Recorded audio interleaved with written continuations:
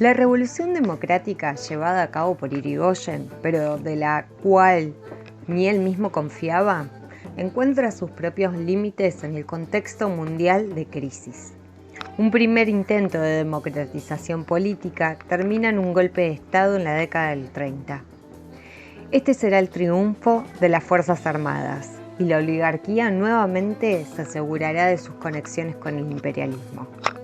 Tenemos entonces una baja tradición democrática liberal y una politización de las Fuerzas Armadas argentinas. Para este momento, la burguesía industrial era prematura o casi inexistente, ya que en un país donde se depende principalmente del mercado mundial imperialista, la economía la manejaban solamente pocas manos, las de la oligarquía. Argentina evoluciona en un esquema de desarrollo y subdesarrollo mundial por el cual la burguesía nacional nunca encontraba el poder suficiente para imponer su programa. Con la Primera Guerra Mundial y con la crisis del año 30, el modelo agroexportador sufre un gran golpe y comienza poco a poco un modelo de industrialización del país.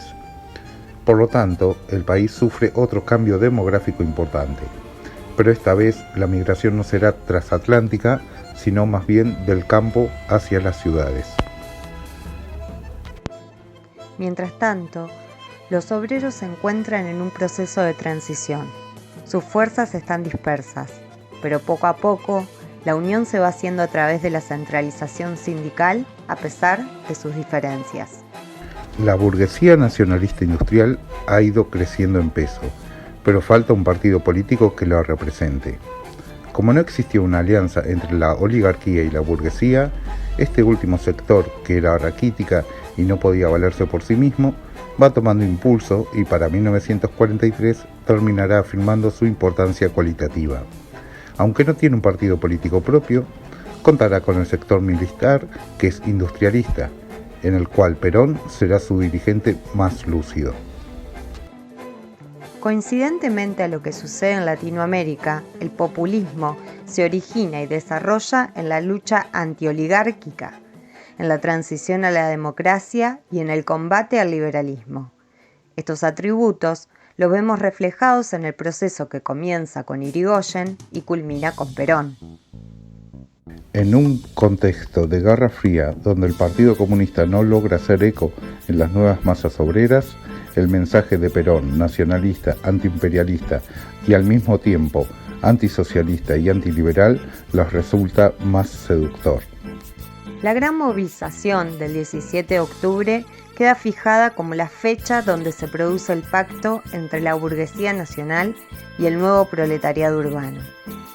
Los años del gobierno de Perón produce una fuerte movilización ascendente y la participación de los trabajadores en el PBI llegó a niveles récords que jamás volvieron a repetirse. En esos años aumenta la participación de la ciudadanía, principalmente de los sectores más excluidos de los años anteriores, mediante las manifestaciones en los lugares públicos y el derecho a voto a las mujeres, y un mayor protagonismo de las organizaciones sociales de base. Esto demuestra el efecto democratizador del propio populismo. Se produce así una relación estrecha entre el líder y esas masas, pero no siempre se trata de un seguidismo sumiso.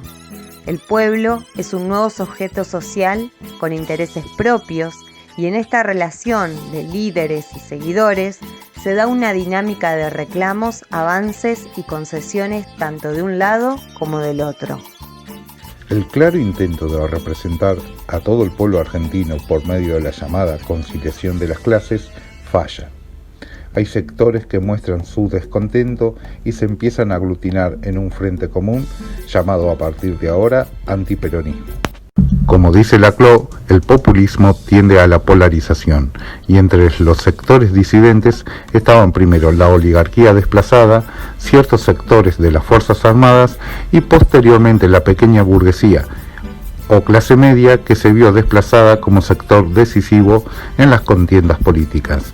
Y además se sumaron los estudiantes universitarios que no vieron con buenos ojos la intervención del Estado Nacional en el gobierno de las universidades y los cierres de los centros de estudiantes.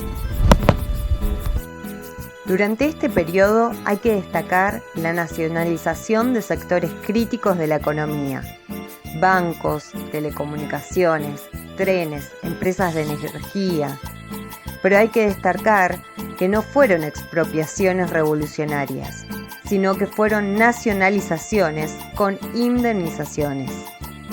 En conclusión, Perón produjo fuertes reformas que mejoraron la calidad de vida del proletariado, pero sin tocar las estructuras del capitalismo. Es un periodo de la historia argentina donde se utilizó a la clase obrera para frenar las pretensiones imperialistas. Pero, como dice la teoría de la dependencia, el crecimiento industrial en un país dependiente es muy limitado.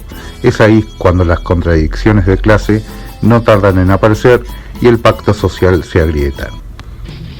Por lo tanto, es ahí cuando el movimiento obrero parece escaparse de las manos a Perón, y él intenta frenarlo por todos los medios que tiene a su alcance, en clara defensa del sistema capitalista.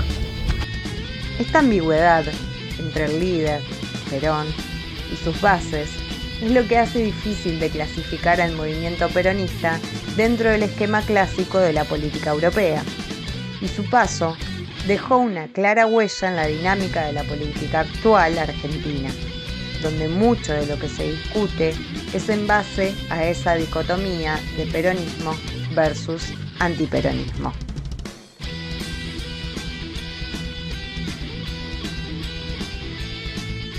Y hoy resulta que algunos imberbes pretenden tener